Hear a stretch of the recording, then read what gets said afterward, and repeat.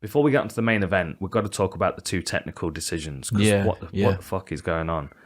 Like, it was frustrating watching it and it goes back to the Aljo Yan, the first fight. At this level, at the UFC level, people have got to know what's legal and what's not. Like, so the first one was the Martin Buday against Chris Barnett fight. And what's frustrating about this one and the Bahio fight is that the person that threw the illegal shot was winning the fight quite clearly and still won the fight, even though the fight was ended early because of an illegal shot. Like, that doesn't happen once in an event most of the time. It happened twice on the same night. And the same confusion was around both of them, right? So the first one was Martin Buday. He threw that curving elbow to the back of the head of Barnett. So there was nothing illegal about the elbow. It was illegal about the targeting of it. And that was his fault. You've got to manage your weapons. So that should have been, what they did was they deducted a point, didn't they, and went to scorecards, and he won on the decision. But I feel like that, as well as the co-main event, it perpetuates the confusion around illegal striking. I like the outcome of the Aljo Peter Yan fight, the first one. I don't like the fact that Aljo won the belt by disqualification, but that's a technicality. That's how it is, because the champion threw an illegal strike that brought an early end to the fight. So there's no way that you can let him walk away with the belt after that, because then that sets a precedent for the rest of the sport being like, yeah. So, like it seems odd to me. Because when you said about the Barnett one, obviously the strike that he threw, like the elbow wasn't the thing that was illegal. It was where he hit. If you hit someone with an illegal strike, regardless whether the strike's legal, but you hit them in a place where they're unable to continue, then that's taken away their chance to come back. To come back and win. Because Chris Barnett could have knocked him out in the last 30 seconds of the fight. Mm-hmm. So then, if he's totally taken away his chance of winning, then why should he get the victory? Right? You know what I mean? Or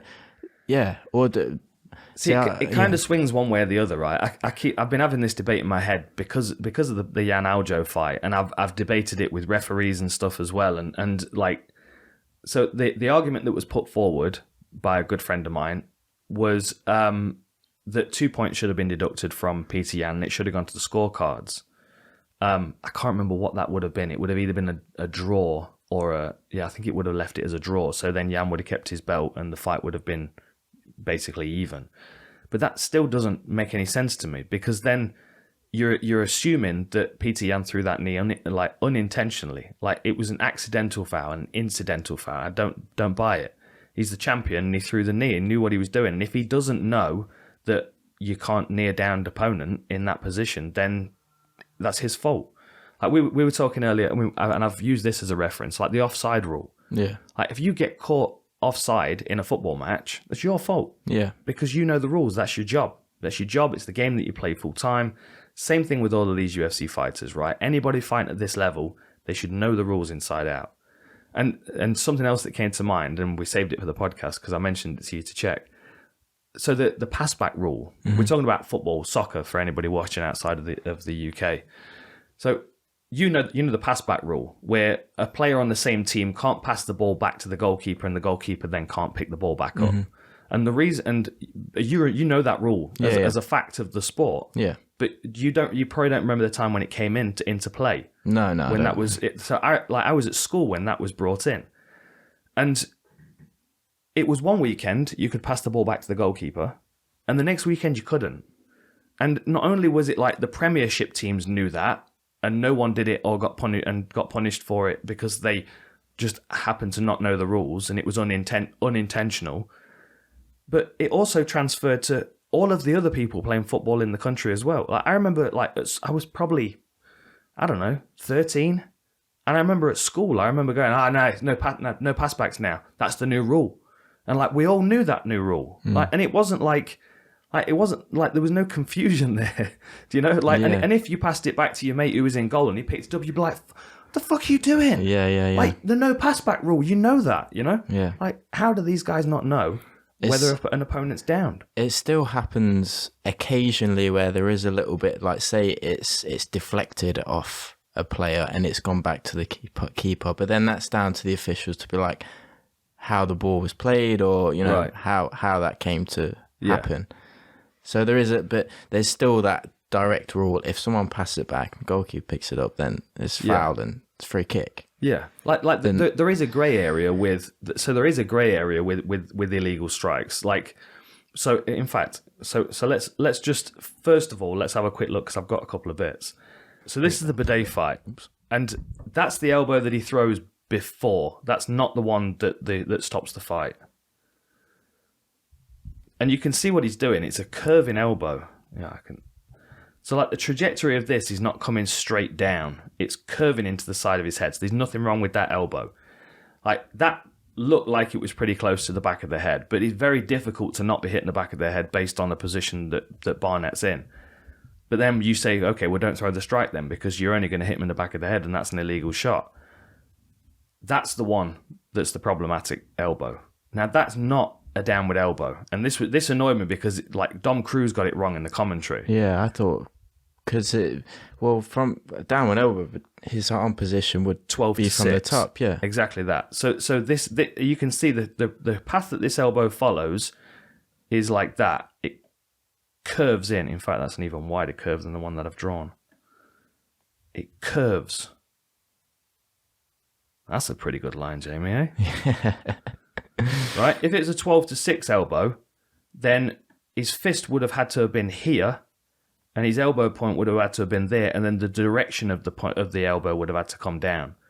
So the elbow itself wasn't illegal, but the targeting of it was. And you can see where Barnett is here. There's no way that's not the back of the head. Back of the neck, back of the head. Definitely an illegal targeted shot, right? So that's the point when the referee steps in and stops it. Barnett's hurt, but we also have to take into account that he's lost 2 rounds, and he was losing this round as well. He's getting the shit beaten out of him, and his ribs are hurting. He probably doesn't really want to continue on. There's still 3.5 minutes left on the clock. I mean, look, you can see it's taken 36 body strikes already. So Barnett's now in a position where he doesn't really want to continue. But he's also probably not aware that if he doesn't continue, that it's going to go to the judges' scorecards. So he's kind of playing on one side of the well, I could not fight and not continue fighting here, and then it might be a no contest or a disqualification, or like it could have been a no contest because you could have said, well, it's the first time, it was a warning, it was an illegal shot, you can't get the win on the scorecards, that doesn't make sense. We'll call it a no contest because it was the first time it happened. And, go on from that point. But I would still say that it's an illegal shot. So the consequence of him not being able to continue is a disqualification, right? And then that would make sense to everybody else watching. Everyone that's fighting next weekend and the weekend after and hoping to fight in 5 years' time, they all know that if you throw a shot to the back of the head, that's a disqualification if the guy can't continue. And Barnett, even though he's been cooked for 2.5 rounds, he's under no onus to continue fighting, right? Makes sense. But the thing that I really don't like is that there's a point where, and I've chopped loads out of this, like Barnett's hurt here. How hurt he is, we don't know, but he is hurt. And he was hurt before he got hit with that elbow. But you can see where he's holding his head. It was the back of the head. Now, sometimes you can get hit with an illegal strike and it can not look like anything. It can really fucking hurt. And sometimes you can get caught with something that doesn't look like it hurts and it can be really damaging. Now, I've got 1 no contest on my record, and that was from a shot where I took an elbow to the back of the neck.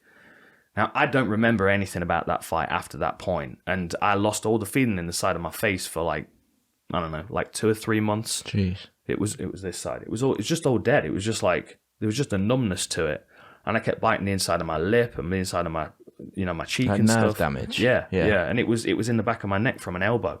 So this is why it's an illegal striking area. But if there's this kind of grey area where you can strike to the back of the neck, but you might not be able to continue the fight, but if you were winning the first 2 rounds anyway, you're probably going to get the decision. So like that doesn't make any fucking sense to me, because we're reinforcing the idea of elbowing somebody in the back of the head. Like he didn't get the punishment he deserved. So therefore it's been perpetuated, right? Now that's an obvious thing to do, right? For me, that's quite clear. So the next thing to do is you bring the doctor in, and the doctor assesses that fighter. And if that fighter is not showing any signs that they want to continue fighting, stop it straight away. Because first of all, if someone's in this much pain, and they are actually in this much pain, they need medical attention, right? Yeah. Now, he was on the floor for, I don't know, 90 seconds or so, clearly uncomfortable. It is the replay of the elbow. But the thing is, when you're, especially a head strike, how can they say that you're in the right mind frame to make a decision for yourself whether you can continue or not? I feel like if I was dazed and confused, then that should be highly taken into consideration. To be like, he can't make a clear decision. Exactly. My criticism is A, about how both the fights were handled, but B, how quickly they were handled, because they weren't quickly handled at all. Like, no one wanted to make a decision. So then what that does is it leaves Chris Barnett or Omar Gadzhiev or Aljamain Sterling or Darren Stewart or whoever else that gets caught with an illegal shot. It then puts them in a position where they have to then continue this performance so they don't have to make the decision that they need to stop the fight. I'm the fucking stop the fight guy, aren't I? Jesus Christ. I realise it like once a month. I'm like, I'm that guy. Like, I'm just trying to get clarity, because I love a good knockout, but I don't want to see these guys damaged forever, for sure. you know? So at what point, if he's not able to continue after 60 seconds, call it right there. Get him medical attention, and don't leave that decision to him then putting on a fucking performance where we get these Premiership players rolling around on the grass holding their ankle. You see it, and it's. I didn't used to see it back in the day when I was a kid. Like, when I was watching football, it was like Vinnie Jones and Stuart Pearce and fucking stick one on him and slide tackles, and it was mean, you know. And a shoulder barge was basically an elbow. Like, you could get away with a lot, but it kind of, like, then people started playing more and more towards the rules. And this is where that grey area then is extended.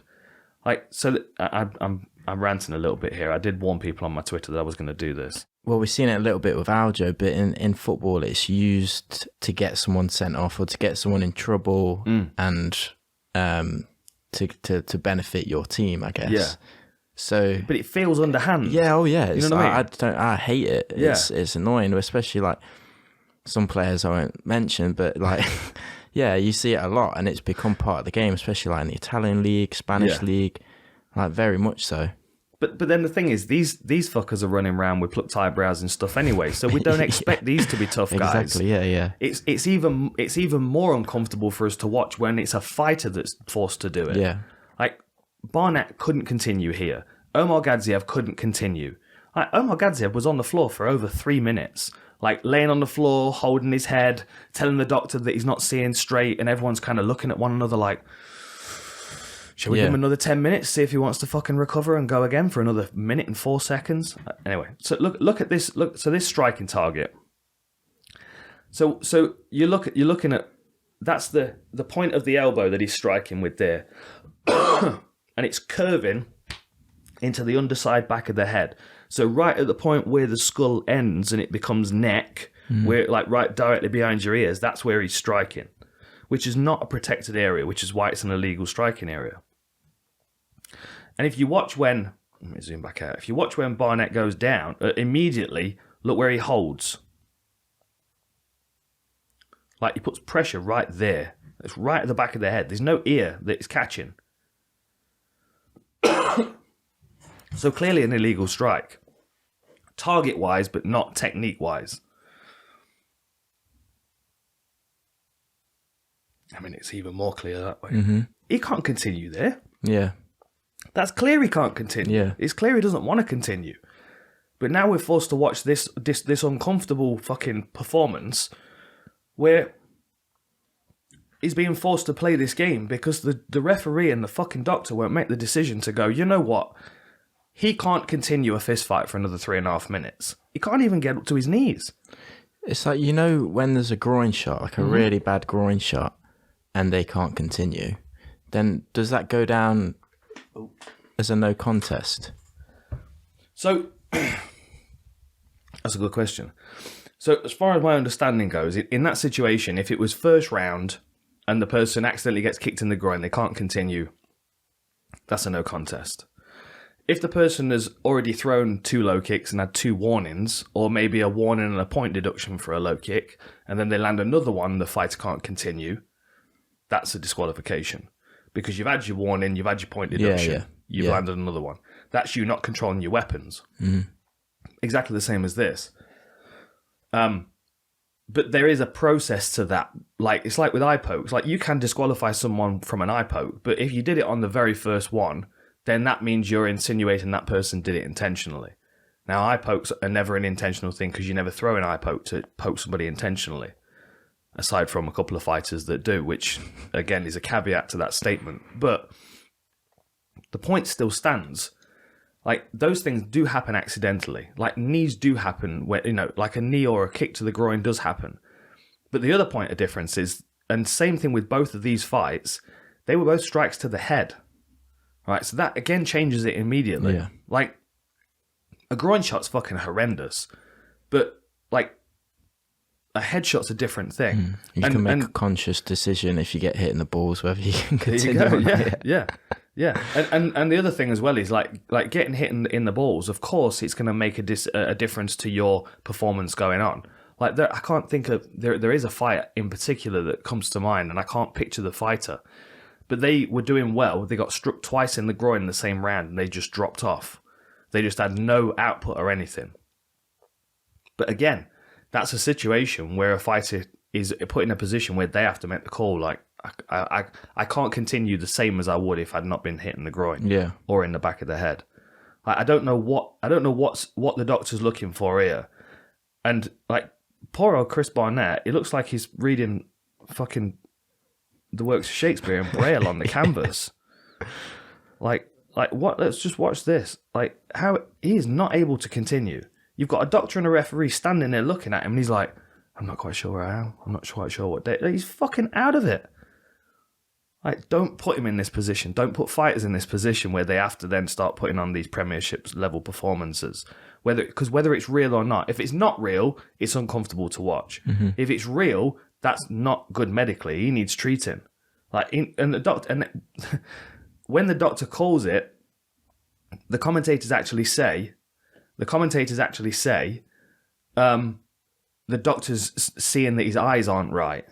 Now, if you see somebody with a head injury, the first thing that they'll do is they'll look in the eyes. Mm-hmm. And what they're doing is they're shining the light in to make sure that your pupils are dilated. Yeah. If your pupils don't dilate, that's a head injury, right? So that's what they're looking at. So the doctor's identified that his eyes are not responding correctly. That's a head injury. Fight's over. Fight's over due to an illegal shot. So it's a disqualification. And the fact that he won the first 2 rounds is just tough shit. Yeah. He shouldn't have thrown the illegal fucking shot, right? For sure. So, like, there's a bit of a confusion, a bit of a debate, and you can see that Chris wants to continue on, but the doctor can see that his eyes are not responding the way that they should be. Like, can't continue. And look at that. Look, it fucking annoys me here. Like, the doctor turns to the referee and goes, I don't think he can continue. And there's still a confusion there. No. And this, like, what are you waiting for here? What's going to happen at this point? Is he going to grow a new fucking head? Of course he's not. He can't continue. Can't continue because he got fouled and it's a disqualification. I don't understand where the fucking confusion is. It frustrates the hell out of me. And poor old Chris, I can see him in the background trying to, he wants to continue. But then later on, obviously, of course, we got this one as well. Now, to a point, I can understand the confusion here. But at the same time, I can't, because if you're not certain that their hand's off the floor, then don't throw the strike, right? Especially if you're in the same situation as Bidet was, and you're up 2 rounds, and you're dominating, and this guy's undefeated, and you don't want to take a fucking loss, right? He doesn't want to take a loss. If he knew that this was going to go to the scorecards and he was going to lose a decision, he would have continued fighting, I'm sure he would. But he still shouldn't have been put in that position, right? So the thing I'm paying attention to here is this hand, because that's the point of debate. Now, that's full palm down. That's full hand against the canvas. So that's a downed opponent.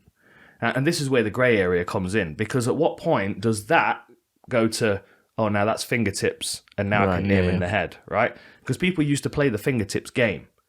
So the one way of solving it is just, fuck it, you can kick a near downed opponent in the head. And that removes that grey area, but it still doesn't solve the elbows to the back of the head and and that kind of situation. So it's still a grey area in the rules.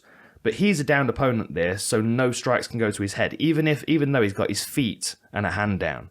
Right? It's even more obvious when they're on their knees. But like Aljo was. He was on a knee. Yeah. But then watch this little adjustment here, because Bahayo like drives him forward a bit, and you see Omar Gadzhiev move his hand. He picks it up, and he replaces it, and he goes knuckles down. See what I mean? No, it's like got his fist to the floor. So now he's like knuckles are flat again. Downed opponent. It's not fingertips. It's a weight bearing limb. It's a weight bearing limb. That's the point of difference. And then the knee comes in, a clear illegal knee. And I know, and the commentators made an argument for the fact that he was trying to lift him up before he threw the knee, and of course you can do those kind of things. You've got to be sure you're doing it though if you're going to take that risk to throw the knee. But then the same thing happens. Like the fight stopped. Omar Gadzhiev is cut, but he's conscious because he looks at the referee. That's a conscious individual. And then he collapses to the floor. Do you know what I mean? Yeah. It's like because he's being put in this position where he don't need to be crawling around here. But if that's what he's choosing to do, whether he's actually, he's cut by it. It was a good knee. There's no doubt about it. I don't think he was concussed though. I don't think he was as concussed enough to have this performance because 3 minutes later, straight away takes a point. So it immediately, that's an illegal knee. You knew it was an illegal knee and you threw it. I'm taking a point, right? I've deemed that it's taken enough of an effect on your opponent to take a point from you. No doubt. And then there's a bit of an argument, you can see him discussing there. Look, he said his fingertips were down. He's playing the game. Yeah. But again, that's what the fingertip rule was brought in to solve. If your opponent's got their fingertips down, they can't play that game where they're a downed opponent. So again, it's this mad grey area where you could go all the way one way and just take the rule out entirely, or all the way the other way, and any kind of fingertip contact with the canvas is a downed opponent, and you can't fuck with that rule. This is where the confusion is, and it goes from 1 week to the next. But my point still comes back. What's going on here? You've got Dolidze translating for a doctor, asking this fighter what's going on. And this fighter clearly is not in a position where he can stand up. And you'll actually see from another angle in a minute how cut he is. But we've got minutes passing. Look at the signalling. His face is hurting where he got hit. He's fucking cut. That's a good cut from that knee, and that wasn't there before the knee. Why is there any debate here? The debate is because, the other guy's already won the first two in almost this round as well, 4 minutes in. He's saying here, he's clearly saying, look, my fucking head's not right. My head's not right. Where's the confusion here? What's this fucking doctor playing at? So, because I actually didn't know that the rule was if it's gone past the 2 rounds, then it goes to the decision. I didn't know that before this weekend. I don't even think that's accurate though. I need to look into that because, first of all, it didn't ring true to me anyway if it had entered the 3rd round. Because then it just doesn't make sense. It makes more sense, I'm sure, that it's a 4th round. If it's a 5-round fight and it goes into the 4th, it can go to the scorecards for the first 3. Forgive me, I will check that though. I should know that. But I don't think that, unless this is a new rule they've brought in, which they did with the instant replay thing, which was 1 week it wasn't and then the next week it was.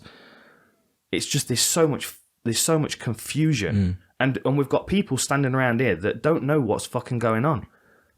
This guy has been on the floor now for 2 minutes. He's rolling around, he's cut, he's telling that his face is hurting, that his fucking head's not right, and that's being translated back to the doctor, and the doctor's standing there waiting for the referee to make a decision, and the referee's standing there waiting for the doctor to make a decision, and no one wants to fucking do it, and that's their job. See, he's fucking laid down here. Do they not have? They don't have officials in the back, do they? Well, what they have now is they have the 2 referees. So at this point, we've got Mergliotta in the octagon, and we've got Herb outside the octagon, and Herb's got a screen in front of him. So anything that happens, this is what we learned from the Peter Jan Aljo thing. Yeah. If the referee signals this while the fight's going, then that's the person that looks at that instant replay. But in this scenario here, there's no they don't need to watch anything back. The knee was clearly illegal. He's clearly hurt. 3 minutes have passed and they're still debating what to do about it, which then prolongs this performance by Omar Gadzhiev, who's going to get signed to Man United if he continues this way. He's already got the red on. He clearly doesn't want to continue. Now, whether he's playing to the rules to try and get his mate disqualified or not, it doesn't matter, because the knee shouldn't have been thrown in the first place. So his opponent sets himself up for losing the fight, even though he was winning, because he did a fucking stupid thing. Like, that's the obvious thing to me. I don't understand where... Like, hands on hips, how long has he got left? Doesn't matter. It doesn't matter how long's left. He's not going to recover from this fucking knee to the head and be the same for this last minute. It irritates the fucking hell out of me. I used to have to watch this shit on a weekly basis and not say a fucking thing about it. And now I can. And what is going on here? And I've cut chunks out of this as well. Like, this is not real time. So look at the hand signals that he's doing. Because he's trying to explain to the doctor, which it's actually helpful to us watching that he doesn't speak the same language as the doctor, because then we can see him trying to signal what he's feeling. But there's also a little conversation that he has with Delidze here, where he kind of leans in and they go, who knows what the fucking hell is he saying? Exactly, you know? I got disqualified in Japan. I think I've talked you through this one before, where I was fighting a southpaw. Start the second round, I threw a kick to the inside of his leg and it slid up and caught him in the groin, and the fight couldn't continue. I got disqualified. It was the first groin shot, no warnings, no nothing. Groin shot. There was a point in that fight where he was recovering, he was starting to get up, and then his corner man, who was right cage side, went, "Ah!" And he went, "Oh," and fucking ruptured the other testicle. I'm like, what the fuck is going on here? I had no idea what he said. Yeah, it's outside like persuasion or outside interruption for it. Exactly. Yeah. Same thing as when someone gets fouled. What does the referee say? No coaching. Yeah, exactly. Like, this is not a time to coach. It's recovery. Like, watch this moment here. So he's going, like, he feels dazed in the back of his head. He's not feeling not feeling himself. And then Delidze's, and then he looks up and that's the point where he waves it off. 3.5 minutes it took to get to that stage, and the referee's still not fucking called it. Like, what are they waiting on? I don't get it. I don't get it. I like, fucking make a decision. Like, look, that's clearly an illegal knee. Like you can argue that his fingertips are off the floor when the knee lands, but I don't. So it's too much of a grey area. Do you think it's like a bit of a, almost on the referee's part to, like, almost be afraid to make the wrong decision, or like there's too many outside influences to make one decision? There's too many people involved, basically. Potentially, but for me, that's quite a simple chain of command. The referee gets the final say, right? The doctor advises the referee, but if the doctor advises the referee that the fight shouldn't continue, there's no more debate after that point, because that referee, and this may not be the same for all of them, but the vast majority of referees are also not qualified as medical practitioners. So that cage side doctor is there for the specific reason of assessing the fighter. And when they turn to the referee and go, they shouldn't continue, that's then done for me. That's the doctor stoppage, the guy can't continue. Yeah. There's no debate there from the referee. But even in these moments, before it gets to the stage where they have to let 3.5 minutes pass of rolling around and, like, trying to show you that I don't want to continue fighting, there's a point there where the referee can just go, no, I'm making a call on this. Mm-hmm. And I know there are referees that would, but the fact that they're not there in the octagon for main card fights at the UFC is fucking terrible. Like, I like Dan Mergliotto. I think he refereed my UFC debut, where I got kneed in the head illegally in the 3rd round. I like Dan. I've got nothing against him. I've got nothing against Herb. I've got a problem with their decision-making and with the ringside officials' decision-making, with the doctor. Make a fucking call. Like, it don't take 3 minutes to realise that this guy that's been kneed in the face illegally shouldn't continue for another minute of fighting. Yeah. You know what I mean? And there's my rant. Fuck it, just frustrated the hell out of me, especially because it happened twice on the same night. You know what I mean? It needs fixing. Like you and Veronica were saying a couple of weeks ago, when you were talking about the Peter Yan Aljo fight, is that the ref comes into the back and he states, like, certain specific rules to you exactly before the fight. Yeah, you've got to control your weapons. Yeah, you've got to manage your own weapons. You know, they go through the back of the head rule every time. Even that, you could argue, like, does the referee come in and explain the offside rule to Manchester United before they play? Probably fucking not. Like, who would listen? They'd all have the headphones on, be plucking their eyebrows and shit. Yeah. Do you know what I mean? Like, at what point do we go, okay, you should know the rules because it's your job to know the rules? Yeah. Like, it frustrates. Like, imagine a referee coming over to the goalkeeper at Man United or what. I always go Man United because I know so little of football. Chelsea. And he's like, so you know you can't pick the ball up if one of the defenders passes it back to you, right? And he's like, oh, okay, so... But what about if I go outside the box? Can I pick it up then? Like, don't ask me stupid questions. Like, they shouldn't be going into the fucking changing rooms and explaining this shit to these guys. You're professional athletes. You should know the rules, the ins and outs of the game that you're playing. Exactly. For sure. Exactly. Otherwise, you can't exploit them. and I think we see that. I think we see people playing to the rules and skirting the rules and doing what they can to get away with it. Like, for sure... There's an individual that is intentionally eye poked people in the past. Like I've watched those clips on slow mo so many times. I'm like, but it's like the DJ Rodtang. Yeah. He had his toes in the fence, hooked for a long time, and that was advantageous to him. He wouldn't have held the position. I mean, I'm not saying he wouldn't have pulled Rodtang onto the canvas with him, but he wasn't in a position where he would have kept the back if he'd let go of the hooks.